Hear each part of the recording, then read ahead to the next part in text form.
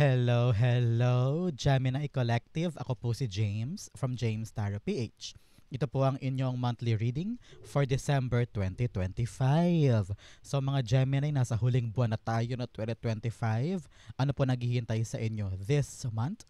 Tingnan natin, let's begin. Inhale and exhale. At the center of your reading, you have the Strength card. Beautiful. In the area of what you don't see coming, you have the Fool card. Wow! Ang ganda nito. In the area of what you need, you have the Nine of Pentacles. Beautiful. In the area of what's affecting your current energy, you have the Four of Pentacles.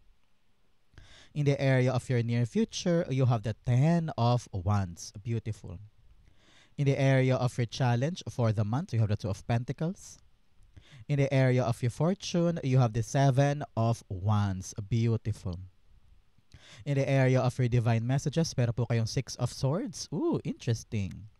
At ang outcome niyo po for this month, patulay ng January next year, ito po yan. Sabay-sabay po natin siyang bubuksan at the end.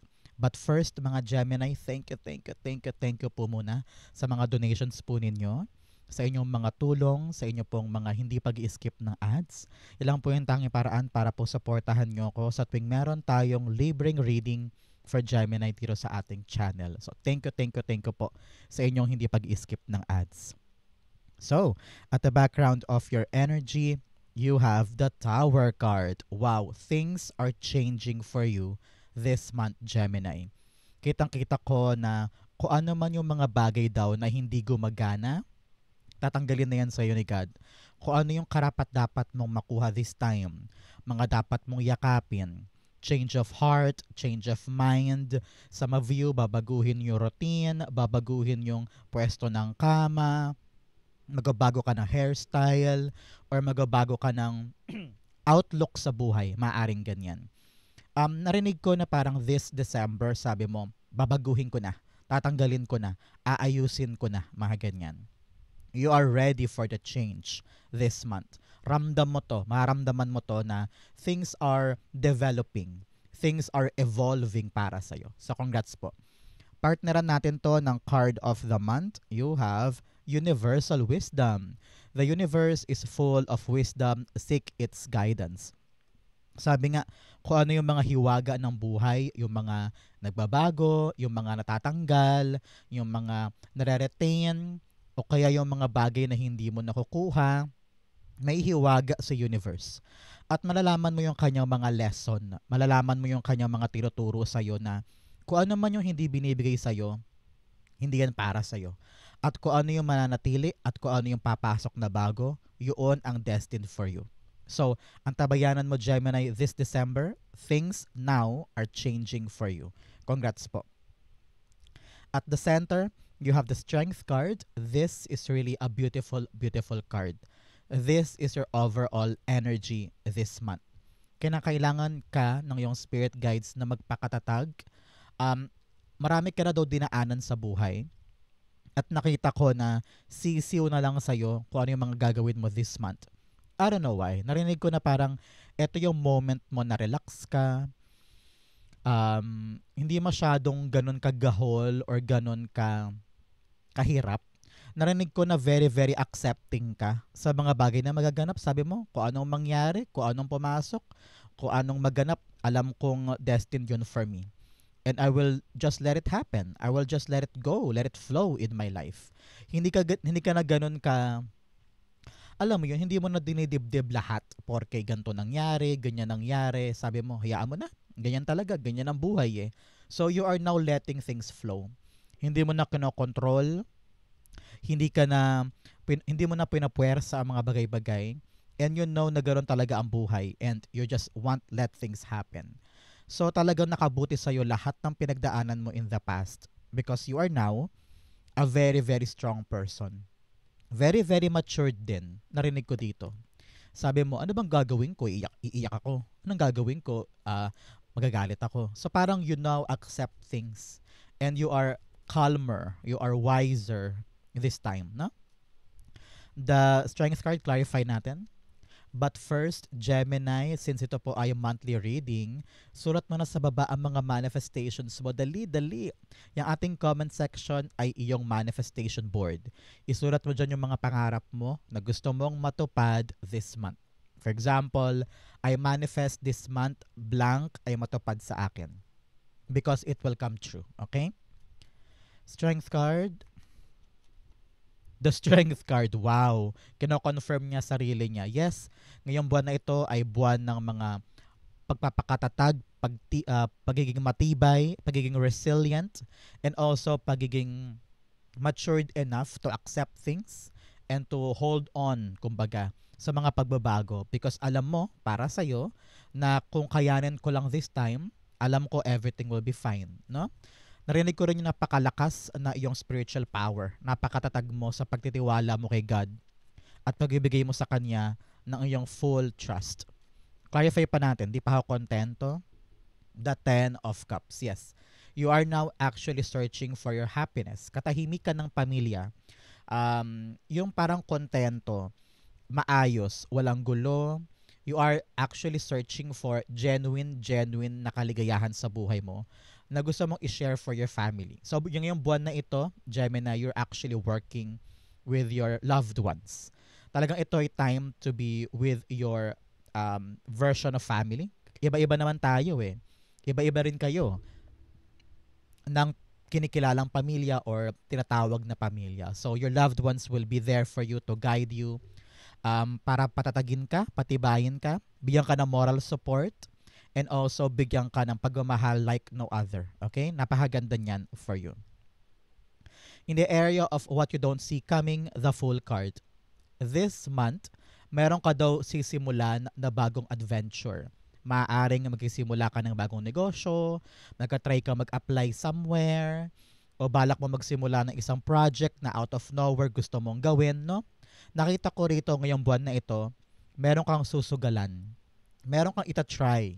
And at first, may takot ka, may kaba ka, pero bigla-bigla ito ngayong buwan na ito, gusto mo nang buwagin yung nakasanayan. Sabi mo, gusto kong i-try itong bagong to, baka pwede sa akin ito. So, nakita ko yung initiative mo this month, Gemini, to really start something new. So, congrats po. Kung ano man yung sisimulan mo ngayong buwan na ito, na talaga namang hindi man buwis buhay, pero talagang sugal, talagang sabi mo, it's a leap of faith na balak mo i-try this month. Go for it because nakita ko na you will enjoy this one. Parang ito yung magbibigay ng sigla sa buhay mo na parang yes, universal wisdom na ay, hindi pa pala huli lahat sa akin, may chance pa pala ako for something new. No? Full card, dalawa kunin natin, High Priestess and the Wheel of Fortune. Wow. Itong bagong sisimulan mo, Gemini, syempre nakakatakot, nakakaba, hindi ka sure, pero alam mo sa puso mo Alam mo na parang, this is my chance. I will try this. I will make it happen. Malakas ang kutob mo na dapat mo na tong gawin this time. Mararamdaman mo to. At yun, magpapabago sa kapalaran mo. You're very lucky this time. You have the Wheel of Fortune. So, meron kang lucky energy pagdating sa bagong sisimulan mo na ito.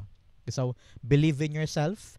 Pakinggan mo ang kutob mo, pakinggan mo ang sarili mo sa bagong simula na ito because this is really lucky for you. Congrats po. In the area of what you need, you have the Nine of Pentacles. I-claim mo na to ha, itong Wheel of Fortune area mo, your lucky energy, i-claim mo yan sa baba, sabihin mo, I claim the lucky energy is mine this December. Claim it down below, it will be yours. Ngayon naman, in what you need, you have the Nine of Pentacles. What you need is to enjoy your life. Ngayong buwan na ito ha, panahon to para ikaw naman ang maging maligaya. Buuin mo yung mga pangarap for yourself. Panahon na yan para simulan mo, Gemini.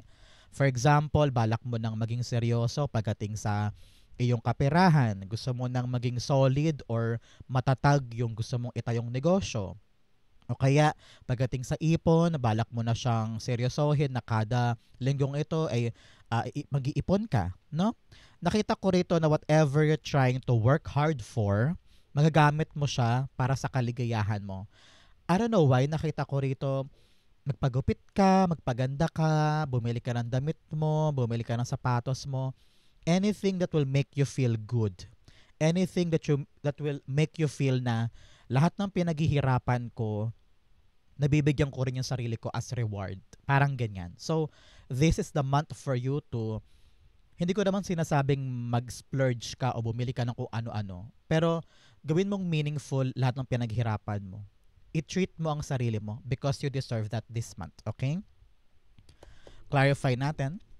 Siya nga pala Gemini, saan po kayo nanonood ng ating reading for today? Comment down below. Saan parte po kayo ng Pilipinas o buong mundo nag-enjoy na ating special reading? The Nine of Pentacles. The Nine of Swords. Wow! 99 is an angel number of release. So parang pinapakawalan mo na this time, Gemini, lahat ng mga alalahanin mo, mga negativity, mga takot, lahat ng mga bagay na pilit mong kinokontrol, naku, pakawalan mo yan. Don't control anything. Just ride the tide. Daanan mo lang. Sumabay ka lang sa agos, kumbaga. Because you will realize na magiging okay din ang lahat. Especially here. Puro ka daw problema, puro ka daw issue, puro ka daw stress. Nakakalimutan mo na daw bigyan ng chance ang sarili mo na mag-enjoy naman.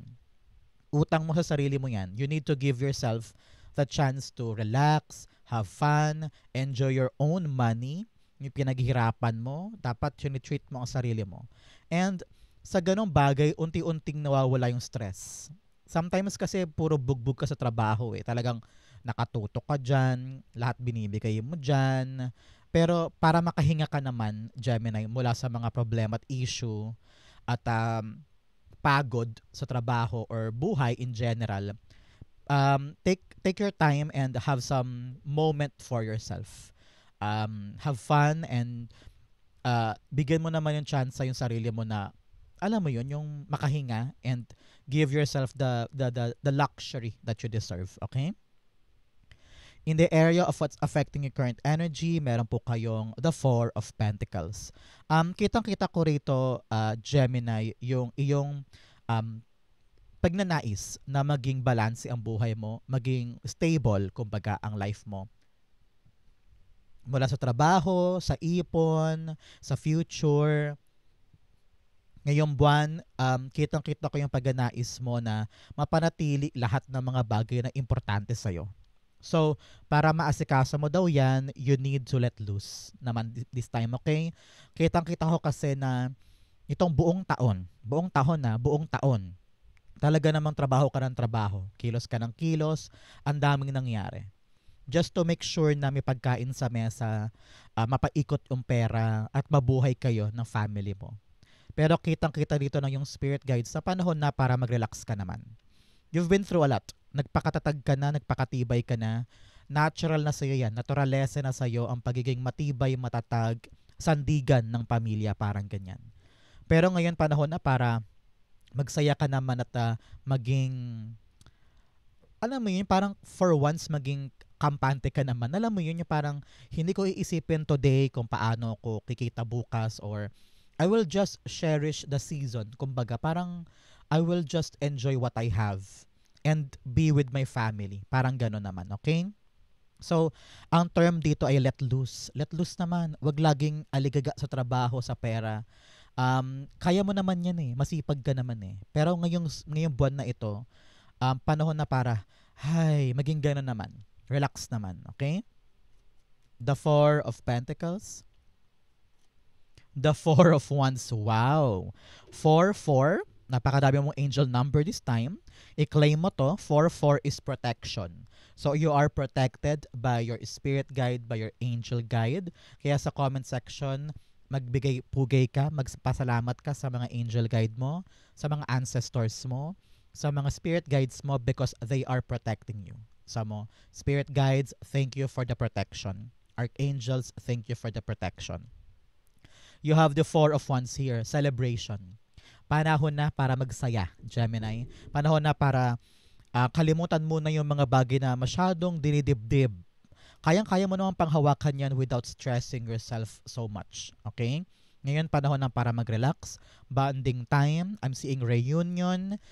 Nakita ko maraming kainan or festivity sa bahay ni kaibigan. you're gonna enjoy this month because ito yung panahon na parang feeling mo relax na relax ka. In the area of your near future, abangan mo to, Gemini, after watching this video for the next 10 days, 10 weeks, or 10 months with a 10 of Wands. I don't know why. I'm hearing a hard work will pay off. Meron kang pinaghihirapan or pinagkatrabahuhan this time na sooner than later, it will pay off para sa'yo. For example, pinagsusumikapan mo yung review na yan for a certain licensure exam, or meron kang pinagsusumikapan na makompleto yung dokumento, matapos yung training, may pinaghihirapan ka na trabaho or project this time, kung ano man yan, it will pay off para sa'yo. May kita mo rin yung magandang bunga at makukuha mo yung deserve mong outcome from this. Kaya, don't worry. Everything will be fine. Clarify natin siya. The 10 of Wands. Tumatapon. Dami. 10 of Wands being clarified by the 7 of Wands. Wow. 7-7 naman. Wow. From 9-9, 4-4, and 7-7, you have the lucky energy talaga. With the Wheel of Fortune here, lucky energy with a 7-7. So, congrats po. I-claim mo yan. I-claim mo yung lucky energy sa baba. With a 7 of Wands confirming our 10 of Wands. Sabi na yung spirit guides na panindigan mo daw yung mga bagay na alam mong para sa'yo. If you know that it is yours, kahit na mabigat, maraming kailangang asikasuhin, maraming hurdles, maraming challenges, nakakapagod. Pero kung alam mo talagang this is for me, ipaglalaban mo yan. Kahit anong gulo ng paligid, kung buo sa puso mo at sa isip mo na this is my wishes coming true kapag nalagpasan ko tong hardship na ito. Na alam ko na kapag tinuloy ko to, kahit mahirap, kahit nakapagod, alam kong magiging maligaya ako sa reward nito. Parang ganyan. So, continue working on it and believe in your decision. Panindigan mo daw to because it will have a fruitful outcome for you. Okay? In the area of your challenge, you have light the darkness. Darkness cannot dispel darkness. Only light can. Love, clarity, and awareness. Kung ano daw yung mga bagay na madidilim sa buhay mo, yung parang mga hindi mo tinatanggap, yung mga kinakatakot mo or kinakahiya mo, panahon na daw para yakapin yan, para hindi na siya maggamit against you. Example, di ba si Marian Rivera, hindi siya ganun kagaling mag-English, pero siya, wapakels, tinatanggap niya, niyayakap niya. Yung quality na yun, para hindi na magamit against her. Tingnan mo, hindi na siya naapektuhan. Ganun ka din. Kung ano yung mga bagay na feeling mo, flaws mo, at pinupunan ng iba, yakapin mo yung flaws na yun so that it cannot be used against you. Another message, you have shadow alchemy. Turn shadows into gold by shifting your awareness. Yes, empowerment and rebirth.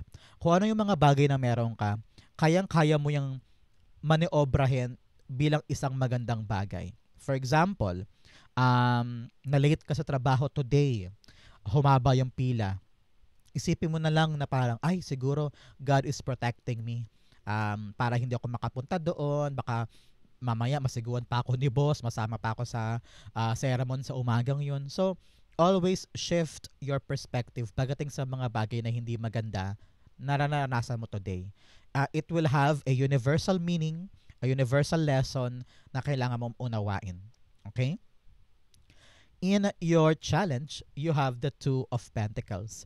Ngayong buwan na ito, Gemini, sabi na yung spirit guides, panahon talaga to para mag-relax with a 9 of Pentacles and the 4 of Pentacles. Na sinasabi na yung spirit guides na baka sobrang maging busy ka. Kasi tanggap ka ng tanggap kahit na hindi mo na kaya. So, learn to say no pag alam mong punong-puno na yung kamay mo. Some of you narinig ko, maraming kang racket this month, this December. Marami kang ito-try because nakita mo yung season of opportunity, kumbaga. So, baka tanggap ka ng customer or client or trabaho na yung punong-puno na yung schedule mo, hindi mo na kayang atupagin pa. So, ngayon, naging discerning ka, Gemini, na hindi lahat ng bagay ay tinatanggap. Hindi lahat ng bagay ay inoohan. Matuto kang magkaroon ng limit, kumbaga, so that you can still handle yung mga bagay na importante sa'yo. Example, Sa trabaho, dahil nga magpapasko ngayon, so maraming minamadali, maraming mga nilaratsyada, to the point na ikaw naman, tanggap ka lang ng tanggap sa'yo. Sige, ako na po dyan, ako na po dyan. To the point na ikaw, hindi mo na makarry. So make sure na you say no. Sabi mo, sorry po, punong-puno na ako, sa iba mo na ipasa yan, or next time na lang yan kasi aasikasuhin ko muna itong mga nasa kamay ko. Parang ganyan. So, be truthful, be honest, huwag ka nang mahiya. Tumanggi ka na kapag hindi mo na kaya. At pahalagahan mo this time, Gemini, ha, kung ano lang yung kaya ng katawang lupa mo at ng isip mo. So that hindi naman maapektuhan din yung mga hawak-hawak mo na. Okay? The Two of Pentacles, the Ace of Wands. Yes, you need to be smart enough this time to, make a good strategy pagdating sa mga bagay na binabalanse mo. Kasi hindi mo to kakayanin lahat. Parang ganun. So you need to find a way, find a solution kung paano mo makikater lahat ng pangangailangan, responsibilities, and obligation sa tamang paraan na hindi mo isa-sacrifice yung health mo, or time mo, or schedule mo. Mag-isip ka doon ng paraan ngayon para mapanghawakan mo lahat yan. Okay? In your fortune, passion and pleasure, savor your life. Yes, mag-relax ka, mag-enjoy ka, pahalagahan mo ang buhay mo, learn to maging party mode. I don't know why. Party mode, bonding time. I-cherish mo yung mga magaganap this December because it's gonna be a blast for you. Congrats po. You also have your light is shining brightly, reaching your destination. Sabi ko nga sa inyo kanina, with a 10 of Wands, talagang maabot mo yung dulo. Pagkatapos ng hardship, makukuha mo yung good reward from that. So congrats po. In your fortune, you have the 7 of Wands. Kitang-kita ko rito, sabi ng yung spirit guides, na mapapanindigan mo yung isang desisyon na gagawin mo this time. Especially here.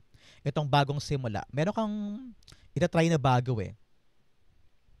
Nakita ko yung bagong ruta na gusto mong subukan, gusto mong sugalan, and maybe, like I've said kanina, sa puso mo, sa sarili mo, sure ka ramdam mo na this is it for me. At dyan magsimulang maging lucky ang iyong energy. But here, sabi nga ng yung spirit guides, parang may mga tao sa paligid mo ang magkasabi sa'yo ng mga nega na parang, huy Gemini, sigurado ka ba dyan? Sure ka na ba dyan? Ikaw naman, papanindigan mo to. Sa kabila ng mga taong dinadown ka or nag-doubt sa'yo, you will defend your decision, you will defend your post, at talagang papanindigan mo tong action na ito. And you will prove to them na tama ka. Parang ganyan. So, nakita ko rito, fight for what you believe in. Kung alam mong iyo to. Kung alam mong ito yung tamang gawin, ito yung tamang gagawin. Okay? Clarify natin siya. The 7 of Wands is being clarified by the 9 of Pentacles. Yes, mag-e-enjoy ka sa prosesong ito. Yung bagay na papanindigan mo, kitang-kita ko na magubunga siya in your part. Tingnan mo naman, sinusungkit mo yung lahat ng mga naging bunga ng pinaghirapan, and you are actually harvesting. Nilalagay mo doon sa mangkok, lahat na nakuha mo nilalagay mo sa mangkok. So ibig sabihin, itong bagay na pinanindigan mo, talagang tinapangan mo ang sarili mo, sabi mo, I will do this, I will prove to you all na kaya ko to, magagawa ko to. Eto, the outcome is in your favor.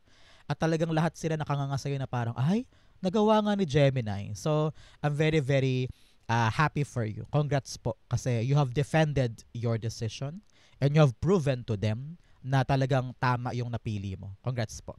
So, i-like mo na to, i-claim mo na to, Gemini, having this happy news na pag-harvest ng mga magagandang bunga dahil sa mga choices mo. So, congrats po. Like, claim. In your divine messages, you have nothing will come of this situation. Yes, ito yon. With your mga worries, mga takot mo, mga alalahanin mo, mga overthinking mo, nako, wala daw mangyayari dyan. Tantanan mo nakakaisip dyan, okay? You also have surrender to the divine. Yes, ipagpasa Diyos mo. Itaas mo sa Kanya. Sabi mo, God, I will just do my best. Kung ano man tong babaguhin mo or ipaparealize mo sa akin na tigilan ko na, layuan ko na, baguhin ko na. You will see yung Kanyang universal wisdom na gusto niyang ituro sa'yo o iparealize sa'yo. Okay? In the area of your divine advice, you have the Four of Swords. Sabi ng yung spirit guides, huwag kang manatili sa malungkot or negativity. Always choose yourself to move forward. Okay? For example, toxic na yung friendship, huwag kang manatili dyan, umiwas ka na, umalis ka na.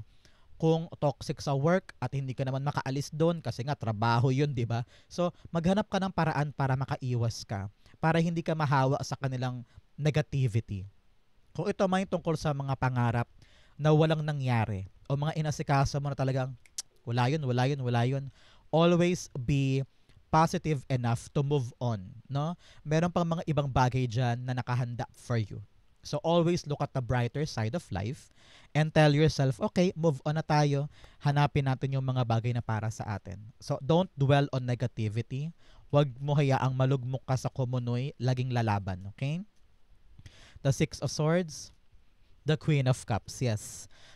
Panatilihin mo yung katahimikan ng buhay mo, Gemini. Huwag nang pumatol. Kung pwedeng umiwas, umiwas. Mas mahalagang may peace of mind, may peace of heart, tahimik ang buhay, guarded mo ang puso mo, masaya ka sa meron ka. Kaya kung hindi ka na masaya sa isang bagay, sa isang tao, sa isang lugar, choose yourself and move on. Lagi mong piliin ang sarili mong kaligayahan, okay? Kaligayahan at katahimikan. Ang outcome mo iyan, but first bigyan mo na kita ng fortune cards. You have dark woman.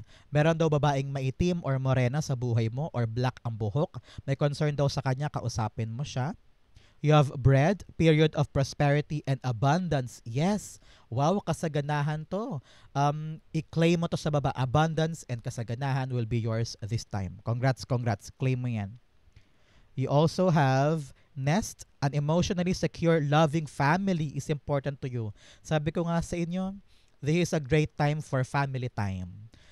Panahon na para mag-bonding time kayo kasi sila yung rason ng katibayan mo at saka love mo. You also have hammock, taking a vacation, physically or mentally. Sabi ko nga sa inyo, panahon to para magpahinga ka at mag-relax. Ang outcome mo, Gemini, for December 2025, patulay ng January, the Hanged Man. Yes, ngayong buwan na ito, habang ikaw ay nagpapahinga, nagre-relax, marerelax din ang isip mo. Mahanap mo na yung parang, gets ko na. Kaya ko pala pinagdaanan to. Kaya pala tinanggal yon, nagbago yon, naalis yon. Because God wants me to have this new direction by January.